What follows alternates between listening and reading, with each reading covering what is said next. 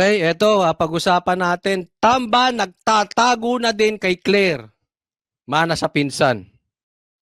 Well, alam mo naman na dapat natin intindihan din si Yusek Claire Castro dahil siyempre kailangan niya depensahan din yung administrasyon. Pero gusto ko lang banggitin din sa kanya na alam mo, ang ebidensya naman nandiyan na sa inyo eh. Ito yung sinasabi ni no, kasi nanghihingi sila ng ebidensya. Okay? Hindi ko alam bakit ang sumasagot na rin si Claire. Hindi ko alam kung spokesperson ba si Claire na magpinsan. Hindi ko alam talaga kung ano, eto si Claire, hindi na natin maintindihan kung ano ba talaga title nito. Ano bang job description nito si Claire? Ito ba vlogger, Yusek, tagapagsalita ng magpinsan, tagapagsalita ng duwag, o taguan sa saya? Hindi na natin maintindihan kung ano ito si Claire. But anyway, pinagtatanggol na rin niya po, ito si Tamba. Pero kasi nasa harap niya na ito yung sinasabi ni Magalong, nanghihingi sila ng ebidensya. Nasa harap na niyo. Yan po ang pinakamahirap sa lahat. Alam niyo kung ano? Yung gisingin, yung taong gising. Hindi mo mamulat yan. Kasi alam naman nila. Alam nila yung lokohang nangyayari dyan. Imposible. Iyon po ang point ni Hindi na kailangan ng ebidensya. Di ba? Naiintindihan daw ni Magalong, ni Mayor Magalong si Claire. Bilib ako sa tapang mo, saludo. Pero ako hindi ko maintindihan. Hindi ko maintindihan to si Claire. Kasi hindi dapat ganyan ng sekretary. Dapat yan pinagtatanggol or ibinabalita yung trabaho niya, yung proyekto. Hindi taguan sa saya. Taguan ng mga weak na nasa posisyon. Hayaan mo silang sumagot. Nandyan din sa social media ang mga ebidensya. Unang-una, yung AKAP na lang. If you remember, nung last year, biglang nagkaroon ng AKAP na walang guidelines. Pero ito'y na-distribute. At ang sino nakinabang dito? Yun, ito problema. Wala yung AKAP. Tapos bigla-biglang nagkaroon. Tapos na-distribute. Ang tanong, sino-sino yung mga nakatanggap ng AKAP? Kasi delikado eh. Pwede ko sasabihin, Coach Only, eto 10 million, mamigay ka. Sino nakatanggap? Baka nakatanggap si left and the right. Di ba? Ako rin, binuls ako. Yun yung sinasabi dito. Sinong nakinabang dito? Ito, mga congressman, na pinalabas pa nila, nakakala mo sa kanila. At ang nakakalungkot nito, at nakapagtataka pa, ayaw pang i-share yung kanilang mga listahan. Yun. Kasi, baka walang listahan. Baka nakalagay dyan, yung bulsa nila, kaliwat kanan. Diba? Yun walang listahan. I-share nyo sa amin, sino yung nakatanggap. Kasi ang punto rito ni Mayor Magalong, baka mamaya nagdodoble-doble na tayo ng bayad ng binibigyan. Papatingin ng listahan nyo para hindi na namin mabigyan. Di ba? Walang mapakitang listahan. Di umano, sino pa ba pagbibintangan dito? Di si Tamba. Sinabi niya ng mga congressman, sino bang leader ng congressman? Ako. Si PRRD. Si BP Sara. Si Baste. Si Mayor Baste. Si Congressman Pulong. Wala nga. Inalisan na nga ng budget to si Pulong Ano ibig sabihin nun? At kami nga sa local government, gusto naming i-share yung listahan para walang redundancy, walang nauulit na nabibigyan ng beneficiary. Ayun yung sinasabi niya. I-share natin yung listahan na hindi pa ulit-ulit, baka sila nakakatanggap. Baka mamaya kamag-anak ninyo lang. O baka mamaya gawa-gawa nyo lang. Baka multo yung nakakatanggap. Tapos yung mayaman kayo. Ako, delikado to. Pero sila, ayaw nila. At talagang puspusan nun, lalo-lalo na nung December. Grabe yun, ang bigayan nun. Grabe pala nung December, Sinamantala nyo December. Kung may Santa Claus, sa bagay, mukhang Santa Claus talaga to si Tambaluslos Di ba?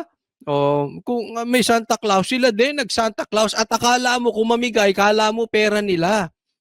Eto Claire, eto masasabi ko sa iyo Claire, Huwag niyo siyang hingan ng lista, ay huwag niyong hingan ng ebidensya si Mayor Magalong kasi nasa pagmumukha niyo na eh. Ang gawin ninyo, kung mali si Mayor Magalong, sampahan niyo ng kaso. At doon, siya maglalabas ng ebidensya. But as of the moment, nasa harap niyo na eh. Diba? Huwag niyong daanin sa maglalabas siya na maglalabas na ebidensya, palabasin ninyo yung ebidensya niya sa korte. Huwag niyo siyang gipitin. Walang gipitan. Baka mamaya gigipitin to si Mayor Magalong. Eh magaling na kandidato eh. Na pati yung ibang mga mayor sa ibang lugar talagang binabanggit sa akin na talagang bumabaha ng pera at ayuda. Ngayon naman, dahil doon sa controversy na yun, alam mo si Secretary Rex, napakadisente niyan. At ang ginawa niya, ayaw na niya. Ano? Sabi niya, there will be no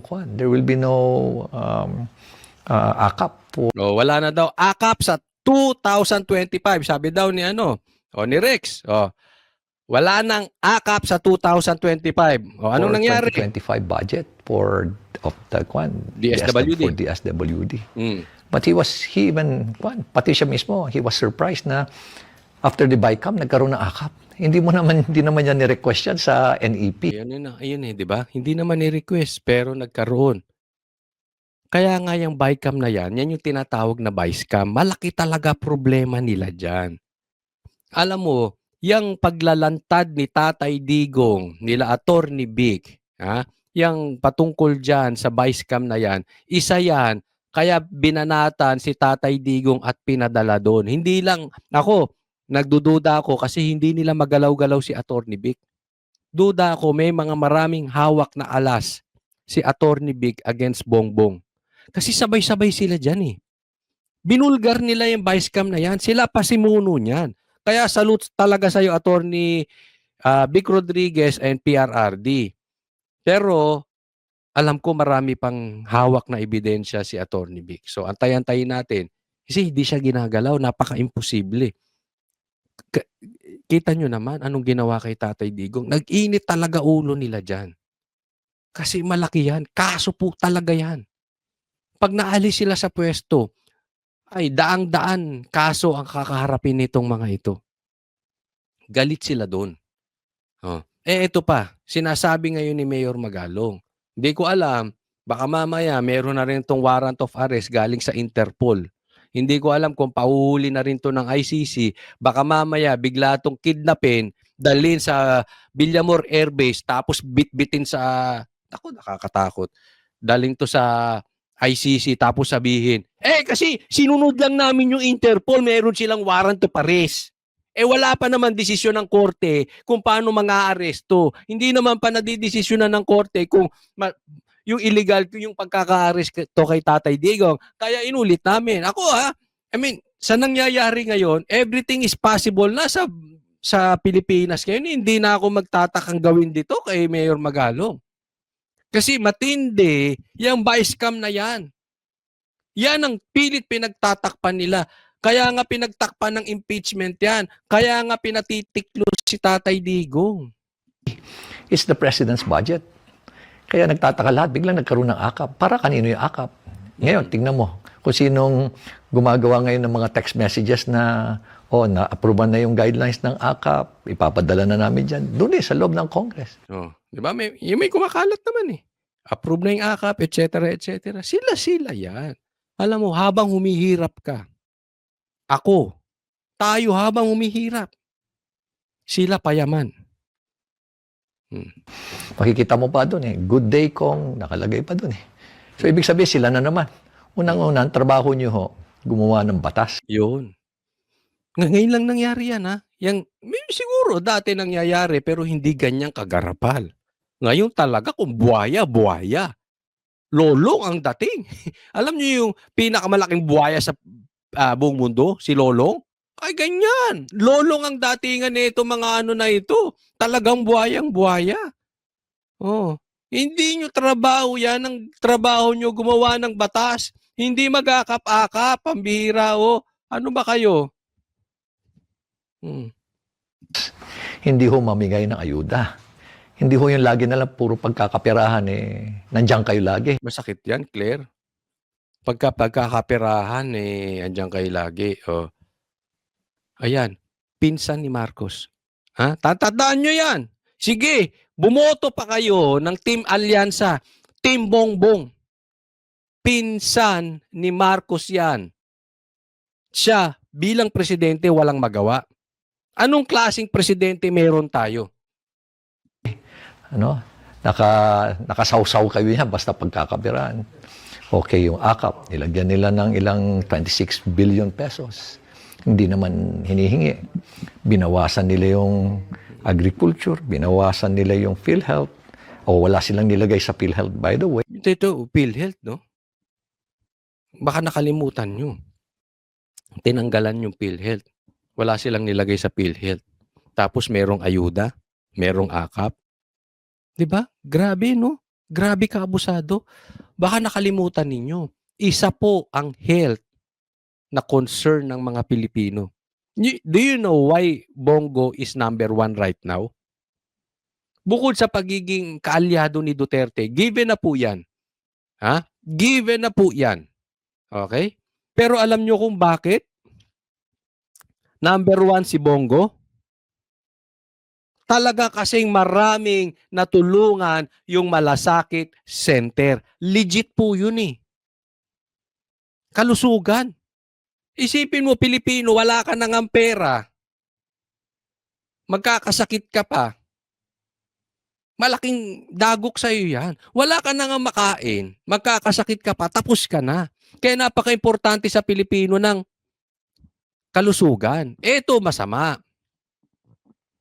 'Di ba? Ito masama. Hinayaan pa nito mga lintikas na ito. Mawala yung PhilHealth para sa ayuda. Magkamali kayo dyan. Nagkamali. Huwag niyong gagalawin ang patungkol sa medikal. Napaka-importante sa Pilipino yan. Pati yung defense, binawasan nila. Pati yung pension, binawasan nila. Pati DSWD, tinanggalan nila ng 4-piece, mga 50 billion sa 4-piece nila. Tapos nakapagtataka na bigla nilang itinaas yung budget ng DPWH by as much as 289 billion. Ano ibig Tinaas yung DPWH ng 89 billion, tama ba? Nakapagtataka na bigla nilang itinaas yung budget ng DPWH by as much as 289 billion. 289 Ano ibig billion. sabihin nun? Nilagyan nila ng AKAP. Pero dinagdagan nila, bigla silang dinagdagan din nila yung kanilang DPWH. Naglagay ng AKAP, tinanggal yung sa PhilHealth, dinagdagan sa DPWH. Alam nyo kung bakit? Okay, bakit dinagdagan ng 289 billion sa DPWH? Alam nyo? Ito. Budget. Ano ibig sabihin nun? Simple lang ho yan. Ibig sabihin, pagkakapirahan na naman yan. Yung mga project na yan, alam nyo, yung mga project na yan, nakasawsaw na naman sila dyan. Basta DPWH. 25%, 35%, 40% ang kinukuha ho nila. Kasi yung mga proyekto na yan, okay? Yung mga ginagawa dyan, mga kalsada, etc., no? 25, 30, 40% cut nila.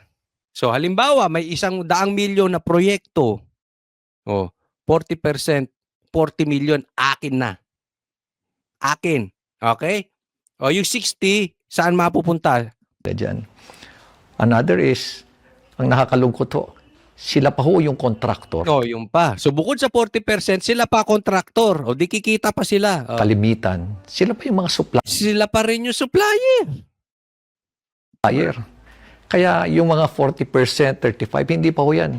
Meron pa hong dagdag yan kasi sa profit nila as contractor. Aabot pa huli yan na additional siguro 15 to 20%. As supplier, sabihin natin, another 15%. Kanila na lang ho lahat. So another 15, another 20. So 40 plus 15, 55 plus 20, 75%. Ilan na lang mapupunta doon sa proyekto? Mga 25% na lang sa proyekto. 75% sa bulsa ng congressman. Calling, BBM. Yang pinsan mo, yan po ang kino-call out ni Mayor Magalong. 75%. At yung mga amuyong, yung mga taga-tahol, yung mga kapwa buhaya ni Tamba ng pinsan mo, BBM, 20, kung ang proyekto ay 100 million, 75 million punta sa akin. 25 punta sa pinapagawa sa proyekto. Ganong katindi. Ganyang kabuakaw yung mga yan. Ganyang kabuhaya. Kung usapan natin dito 100 million lang. Ay paano kung lagpas 100 million? Paano kung 500 million? 'Di ba? So magkano ang kanila diyan? Oh, nasa 400 ano? 425 tama ba? Oh. Hindi. 75 150 375 million. 'Di ba? Habang ang Pilipino hindi malaman kung kailan ulit kakain kinabukasan, naghahanap ng pera, ah, hindi mapag-aral ang kanilang mga anak ng maayos, tapos mga ito kumikita ng milyon-milyon in a snap. Tapos bibigyan kayo kunwari ayuda. Bibigyan kayo 1,000. Yan po ang ine-explain ni Mayor Magalong. Huwag po tayo magpapaloko. No? Ganyan ho katakaw ang ang ating mga mambabatas ho ngayon. So, ganyan katakaw. Ngayon, pinagtatanggol pa ni Claire. Buti naiintindihan siya ni Magalong. Ako hindi ko maintindihan. Bakit mo ipagtatanggol? Nakitang-kita mo naman. Kasi sabi niya, nasa harap nyo na, oh. Kitang-kita nyo. So, ibig sabihin, for Magalong, alam ni Claire na ang pinagtatanggol niya mali. Kaya ako hindi ko maiintindihan si Claire. Ba't mo ipagtatanggol yung ganong klaseng korupsyon? Kahit ba trabaho mo yan eh. Wala ka na rin bang dignidad sa sarili mo? Vlogger ka rin eh. Kasama ka namin na nagtatanggol sa katunayan. Katunayan nga, binabanatan mo rin si BBM eh. Asan ang sense of responsibilities na itong tao na ito? No? But of course, naintindihan siya ni Mayor Magalong. I respect that. Ako, ewan ko. Kayo ba, sagutin nyo. Naintindihan nyo ba si Claire? Unang-una, sino ho ba? Tanungin ko sa inyo. Sino ho ba ang namimili ng mga district engineer at regional director ng DPWH? Sino? Sino ang namimili? Di ba sila din? Next topic po tayo. Eto, next. Next. Police, huli. Galing sa rekto ang diploma. Okay. Ito, pag-usapan natin. Ito, si paborito ninyo. Okay, si General Nunal. Ay, ano pangalan nito? Ano ba pangalan nito? Si Pahardo. Ano sabi ni Pahardo? Excuse me. Ang binigay sa ating datos ay nasa around 60,000 nationwide. Ay, yung nag-rally daw, 60,000. Sige, kukumputin natin ha. Saglit lang, 60,000. Sabi niya, mga around 240 to be exact yung iba't ibang rallies na na-monitor namin. But as to the estimate number of nag-participate ay may higit 60,000. So, ang punto dito ni itong babaeng ito, lahat ng nag-rally sa buong mundo, sa buong Pilipinas, around 60,000. At mga 240 na lugar sa buong mundo at sa buong Pilipinas. So kung kukumputin natin, okay? Imamat, kailangan although alam ko na, para ipakita sa inyo, 60,000 divided by 240 na rally, more or less, kita ba? Ay, hindi pala kita. More or less 250. So sa madaling salita, more or less, mga 250 kada rally yung mga nag-attend. Ganun kakonti. Ako nagtatanong sa'yo, saan ba galing yung diploma mo? Parang peke. Ako sa tingin ko lang naman, this is my opinion. Pagka ganito ka, kikita mo yung crowd sa likod, sa tingin mo nasa 250 yan. Kasi ganun lumalabas eh. Sa tingin mo, sa 250 yan? Yung crowd na lang sa Davao. Ang sabi nila dyan is around 350,000. Tingnan mo na lang, Davao lang yan yung nasa screen. Ni hindi nga po pwedeng 60,000 lang yan eh. Davao itself ha. Wala pa yung sa Manila. Wala pa yung sa Mindiola. Wala pa yung sa Cebu. Wala pa sa buong Pilipinas. Wala pa yung sa Netherlands. Ultimo sa Netherlands, ang dami. Ako talaga, in my opinion, baka galing sa recto diploma nito. Or kung tunay man ang diploma nito, palagay ko dapat bumalik sa kolehiyo to. Ang layo. Ang layo po. Napaka-imposible. It's impossible. Para mong sinabi bukas, hindi na sisikat ang araw. Para mong sinabi bukas, ang presidente, ay hindi, bukas, hindi na ulit uulan ever sa Pilipinas. Ganun na sinasabi na itong ano na to. Paniniwalaan nyo ba ito? Ito rin yung babae na sinabi, yung humuling pulis, kay Tatay Digong hindi umiiyak, nagpupunas ng pawis. Alam mo, ito ha, it shows na ang pulis Torre, yung mga kakuntsaba ni Torre, pare-pareha silang sinungaling. Sino pa bossing neto? Di si BBM. Pare-pareha silang sinungaling. Unless i-correct ito ni BBM. Pag hindi ito kinorek ni BBM, sinungaling din siya. Kung hindi ito kinorek ni Torre, sinungaling siya. Pero ako, para sa akin, pare-pareha silang sinungaling. Walang sasabi, same people na sinabi walang pumasok na armas sa KOJC. Yan si BBM. Etong si Torre, sinabi niya hindi sila naghukay doon. May ebidensya, naghukay sila doon sa loob ng KOJC. Ganyang kababoy ang tao na yan. Ganito na ba ang pulis natin? Sir, ako nagtatanong lang sa inyo. Ganito na ba kababaw ang pulis natin na napakasinungaling? Na wala na tayong aasahan sa kanila? May nakakahiya na to. Ay, nakakahiya to mga ito. No? Kaya ano lang, tanong kita, Jean. Talaga bang nakapagtapos ka? Abogado pa ito. Saan ka ako ang taas ng respeto kasi mga nakakasalamuha akong abogado, tatalino, attorney Tor yun. Ha? Attorney Vic Rodriguez.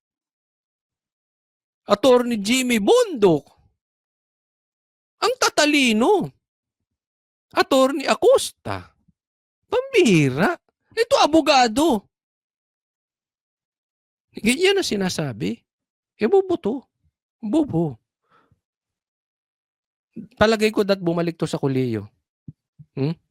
Next topic po. Ito. Binanatan. Bias media, pinakalanan na ni BP Sara. Mga bobo kayo. Pakinggan natin. Bigyan natin ng komentaryo.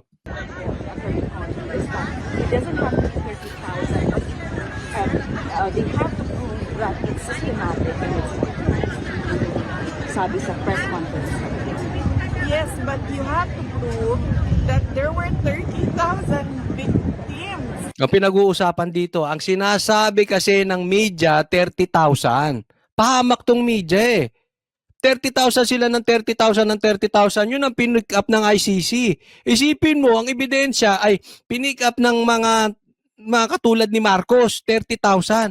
Kakaano nila, hindi ko nga alam kung kasalanan ng media o si Marcos, pinipid ng media, yan ang ibalita nyo. But definitely, etong mga bias media na ito, sila yung nagsasabi ng 30,000 yung napatay ni PRRD. Pagdating sa iilan lang. So how can you prove systematic killing of 30,000 victims if you do not have the names of 30,000 victims? Oo, kasi ang dali naman sabihin, ito biktima, ito biktima, ito biktima, ito biktima. Ba't hindi nyo ilagay yung pangalan? Alam mo, pinapaikot-ikot tayo. Sabi, alam mo, sagot pa ng isang bobong abogado. Kung gusto nyo ng, paharapin nyo si BP Sara sa ICC. Hindi.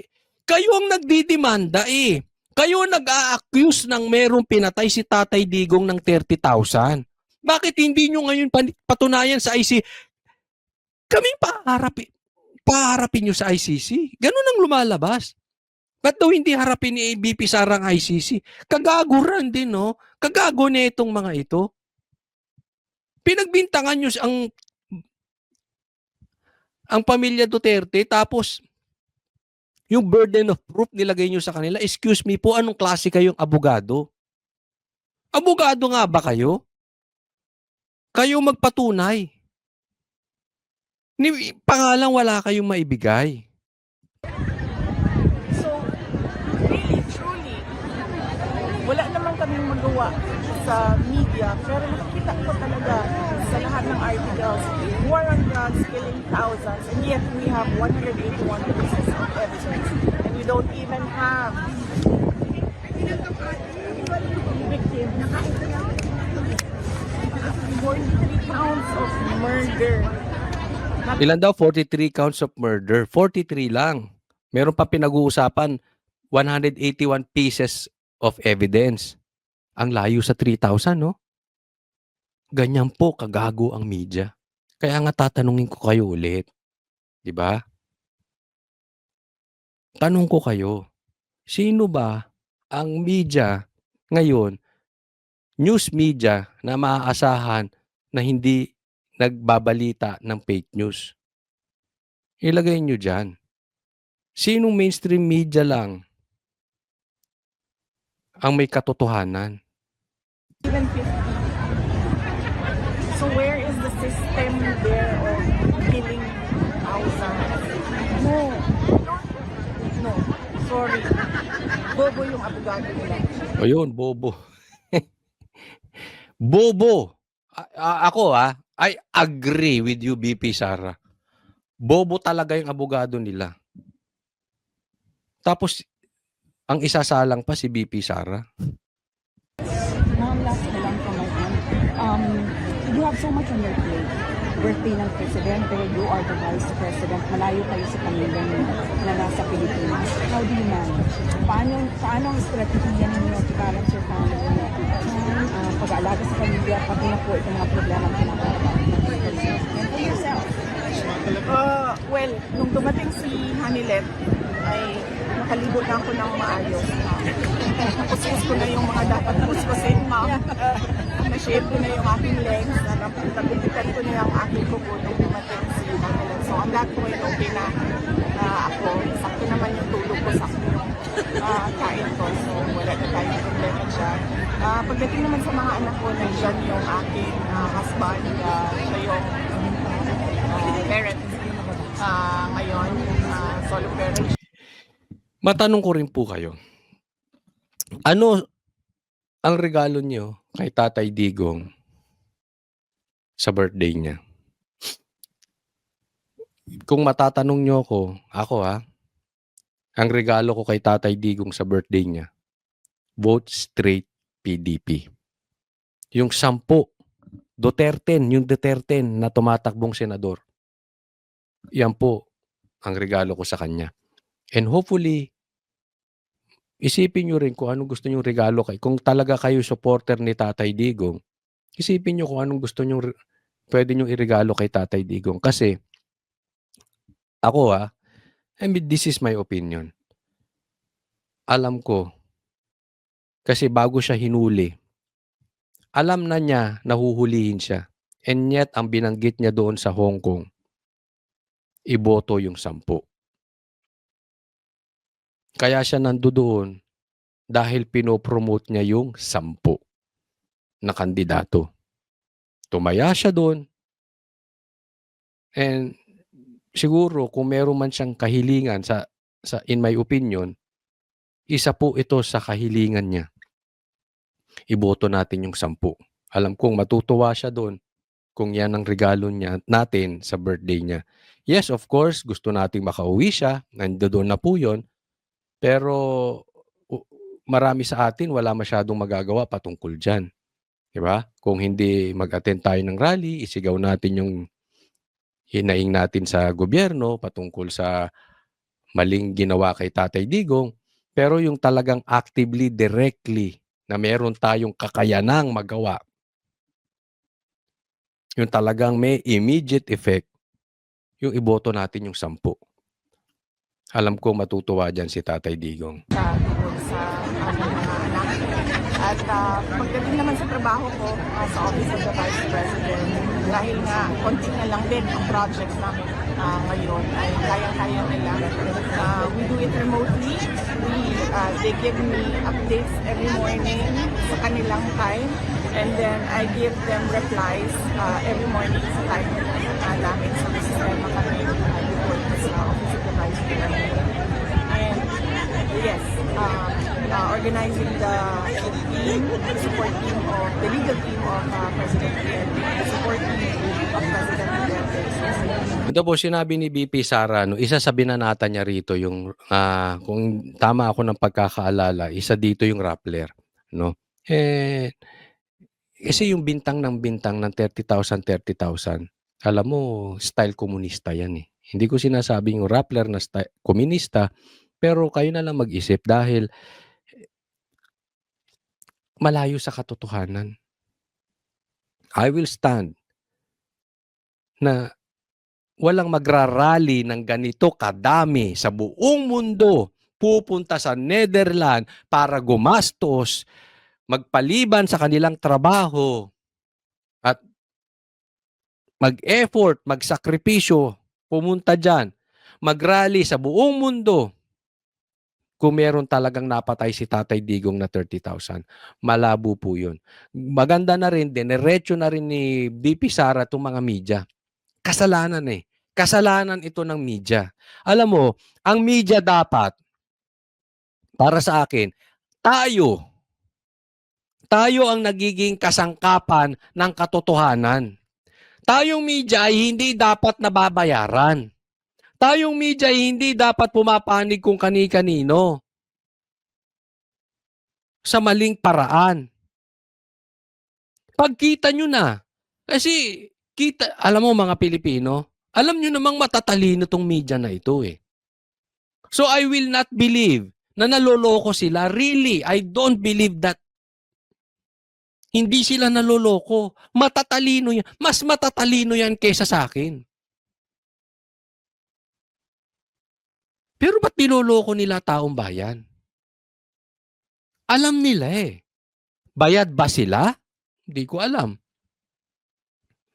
Gumaganti kay Tatay Digong? Maybe. Pero hindi dapat ganun. Kayo ang nagsimula niyang 30,000.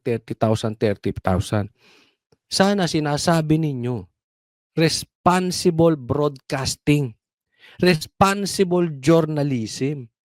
Sana chinek nyo muna kung totoo ba yung 30,000 na yan. Anong responsible journalism yung sinasabi ninyo? Binalita nyo na naghingi ng asylum si Tatay Digong sa China. Di binara kayo ng China. Anong klaseng media kayo? Hasan ng paninindigan nyo? Hindi kayo bobo. Wala lang kayong paninindigan. Yan ang totoo. Tas nagagalit kayo sa taong bayan. Pag nandiyan kayo sa Netherlands, binabastos kayo. Kung ayaw kayo kausapin ng pamilya Duterte, magagalit kayo. Kasalanan nyo rin eh. Ginawa nyo yan sa sarili ninyo. Diba? Next topic po tayo. Ito, pag-usapan natin kasi viral tong Goldilocks na ito. Okay? Kasi meron lumabas sa Facebook para dun sa mga hindi nakakaalam, nagpapalagay, Happy Birthday Tatay Digong. At hindi nilagay ng Goldilocks, di umano, dahil ayaw daw nila maging political. So, sumagot etong Goldilocks. Eto, sagot nila. We are aware of an isolated incident involving a cake greeting that has raised concerns online. So, una pa lang, isolated case. So, sabi ko, nag-i-excuse to. Nag-i-excuse na. Sinisimula na ang excuse nito. No, ibig sabihin, hindi naman nila gawain talaga yon, isolated lang yan. Tingnan natin, anong susunod? Mag-a-apologize ba? At Goldilocks, we truly believe in messages that celebrate, uplift, and bring people together. Reflecting the joy and togetherness we've always valued. So, ina-explain nila yung talagang ginagawa nila na yung pagsasama-sama, pagsalo-salo ng mga tao, bina-value nila. We are always happy to accommodate personal messages on cakes that have space specially designed for greeting. So, sinasabi lang nila, yung ginagawa nila na pag may personalized message ka, ginagawa namin, nilalagay namin. So, anong ginagawa ng Goldilocks? They are just stating the obvious. Kung ano nando doon, anong ginagawa nila, sinabi. We understand how much these moments mean and we're taking steps to ensure every customer feels seen, included, and celebrated in every store and every time. Sa madaling salita, hindi nag-apologize. I don't think this is an apology letter. So para sa kanila, tama na hindi ilagay doon, Happy Birthday Tatay Digong. They offer no apologies.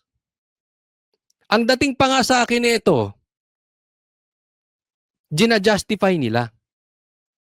Nagagawin namin yung trabaho namin na makakapagbigay kami ng greetings. Yung mga dapat bigyan ng greetings. Ganon. At dati na namin ginagawa. At lagi namin ginagawa sa lahat ng aming mga tindahan. Naiintindihan namin kayo. Ang tanong, ba't hindi nyo nilagay, Happy Birthday Tatay Digong? Nasagot ba?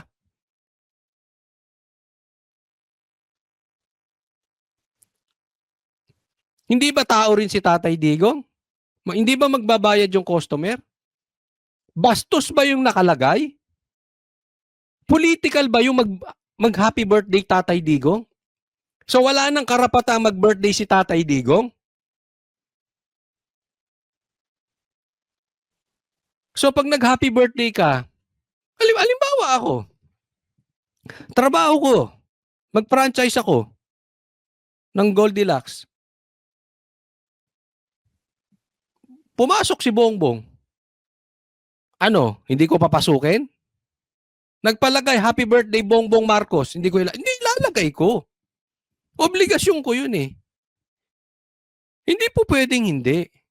Anong political doon? And yet, naglalabas kayo ng letter. No apologies. Ako tanong ko, dilawan ba kayo? Yung kulay nyo, dilaw eh. Ano to, dilaw? Ewan ko, colorblind ako, orange ata. But anyway,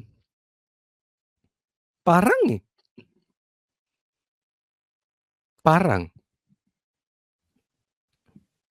Parang kayo ang political. Kasi normal eh. Ako, nagkataon lang, nasa SMNI kami noon. Pero kunwari, isi-celebrate namin ang birthday ni Tatay Digong, bibili din ako ng cake. Pero hindi sa inyo. Alam mo ko ako? Masarap sa contest. Contest na lang kayo. Oy, naku, masarap. Ang layo ng lasa, hindi tinipid. Kung ayaw nyo ng contest, medyo pricey. Red Ribbon, mas masarap. Kasi baka silang nagsusupply ng pulburon kay Marcos. Kayo ba nagsusupply ng pulburon kay Marcos? Hindi, tanong lang po yan, ha? Oo. Huwag naman ganon. Dating presidente yan eh. 'Di ba? Obligasyon nyo pa rin. O, halimbawa ako, pastor. Magpapadasal sa akin si Bongbong.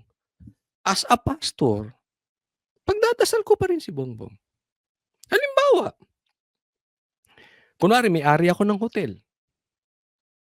Kahit ayaw ko kay Marcos at lumapit doon sa hotel ko at gusto mag-check-in, papapasukin ko pa rin. 'Di ba? Kasi yan yung serbisyo nyo eh. Ba't hindi nyo sinerbisyuhan yun? Ganun lang kasimple yun eh. Huwag naman sana tayong bias. Huwag sana tayo maging political sa negosyo natin. At yun nga mga kababayan, anong masasabi niyo sa balitang ito? Maaring ihayag ang inyong opinyon at kuro-kuro sa comment section sa ibaba. Huwag din kalimutang mag-like, mag-subscribe at mag-share sa bidyong ito. Maraming salamat sa panonood.